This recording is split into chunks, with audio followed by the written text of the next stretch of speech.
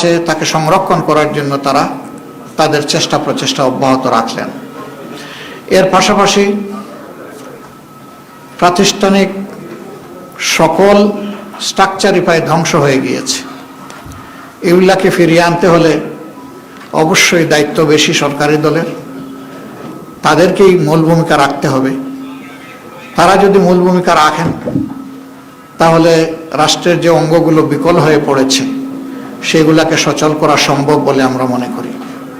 বিচার বিভাগ থেকে শুরু করে সর্বত্র ভয়াবহ বিশৃঙ্খলা তৈরি হয়ে গিয়েছে। এই জায়গাগুলোকে অবশ্যই পরিচ্ছন্ন করতে হবে। আমরা দায়িত্বশীল বিরোধী দল হিসাবে আমরা জনগণের সাথেই থাকবো ইনশাআল্লাহ। জনস্বার্থ সংরক্ষণ, দেশের স্বার্থ সংরক্ষণ হবে আমাদের মূল দায়িত্ব। এদিকে আমরা সজাগ দৃষ্টি রেখেই জাতির পাশে থেকে আমরা দায়িত্ব পালন করব। সংসদে একটি কার্যকর এবং গঠনমূলক বিরোধী দল হিসাবে দুনিয়ার সভ্য দেশগুলা যেভাবে দায়িত্ব পালন করে আমরা সেই কালচারটা, সেই সংস্কৃতিটা সংসদে আমরা দেখতে চাই। সংসদের দুইটা অঙ্গ, একটা সরকারি দল আর একটা থাকবে বিরোধী দল, এটাই স্বাভাবিক। বিরোধী দল যেন তার ন্যায্য অধিকার, সংসদে কথা বলার অধিকার পায়, সেটা আমরা আশা করব। নতুন সরকারের দায়িত্ব যারাই নেবেন, দায়িত্ব নেওয়ার পরে আমরা আমাদের দিক থেকে নৈতিক দায়িত্ব পালন করব ইনশাআল্লাহ।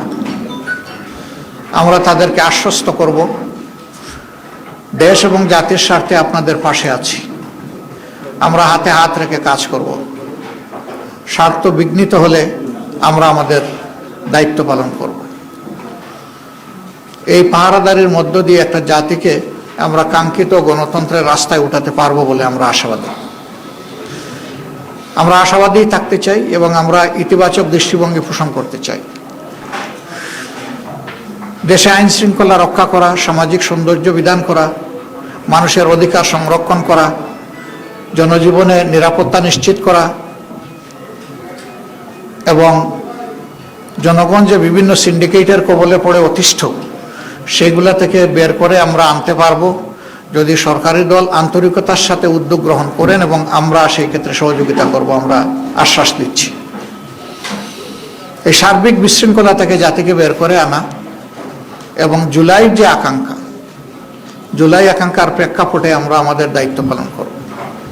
আমরা অতীতেও বারবার জুলাই শহীদদের প্রতি গভীর শ্রদ্ধা নিবেদন করেছি, জুলাই যোদ্ধাদের প্রতি শ্রদ্ধা নিবেদন করছি। আজকে আরেকবার জাতীয় সংসদের কার্যক্রম ইনশাআল্লাহ আগামীকাল থেকে শুরু হওয়ার কথা, আমরা আরেকবার তাদেরকে গভীর শ্রদ্ধায় স্মরণ করছি এবং যারা চলে গেছেন আল্লাহর দরবারে তাদের জন্য শাহাদত কামনা করছি। আর যারা আহত পঙ্গু হয়ে বেঁচে আছেন মহান মাবুদের দরবারে, মহান রবের দরবারে তাদের জন্য সুস্থতা কামনা করছি। পুরা জাতি কার্যত জুলাইয়ে যুদ্ধ করেছে। জাতির এই অবদানকে স্মরণ রেখে যদি সংসদ পরিচালিত হয়, আমরা বিশ্বাস করি এই সংসদ জনগণের প্রত্যাশা পূরণে সক্ষম হবে ইনশাআল্লাহ। কিন্তু যদি জুলাই আকাঙ্ক্ষাকে আমরা ভুলে যাই তাহলে এই জাতির ভাগ্যে বারবার জুলাই ফিরে আসতে পারে। আমরা এটা চাই না।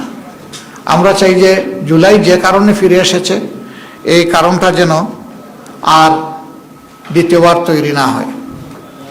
আমরা এখন যে দেশটা, স্বাধীন দেশটা আল্লাহর মেহেরবানিতে পেয়েছি, এটি একসময় পাকিস্তানের অংশ ছিল। 47-এ যারা যুদ্ধ করে সংগ্রাম করে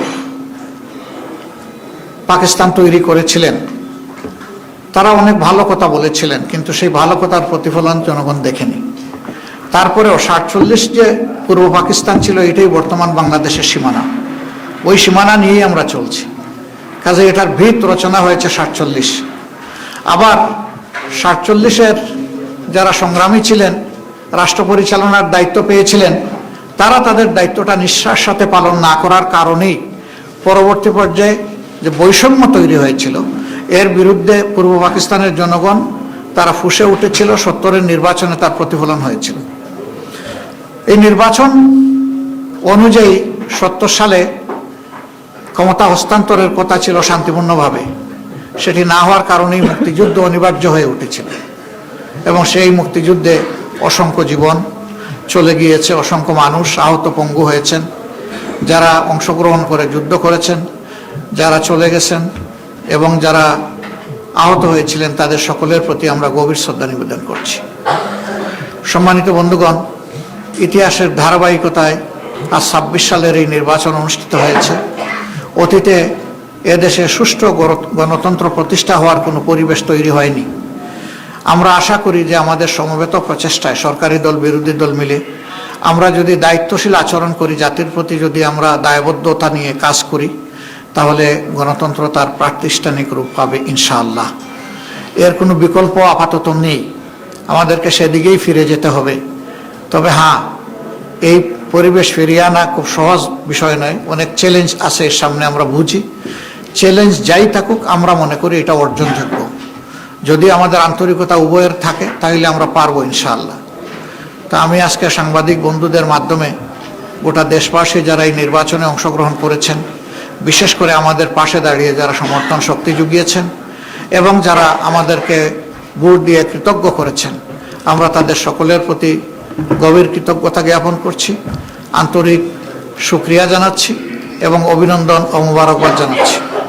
আমরা যে দেশবাসী প্রত্যাশা নিয়ে আমাদের পাশে দাঁড়িয়েছিলেন, নির্বাচনের ফলাফলে তার পূর্ণ প্রতিফলন হোক কিংবা না হোক, আমরা সেই দেশবাসীকে কথা দিচ্ছি, নির্বাচনের আগে যত কথা আমরা আপনাদেরকে বলেছি, একটা বিরোধী দল হিসাবে আমাদের নিজের অবস্থান থেকে তার যতটুকু সর্বোচ্চ পালন করা সম্ভব, বাস্তবায়ন করা সম্ভব, আমরা সেই ব্যাপারে ইনশাআল্লাহ প্রতিশ্রুতিবদ্ধ।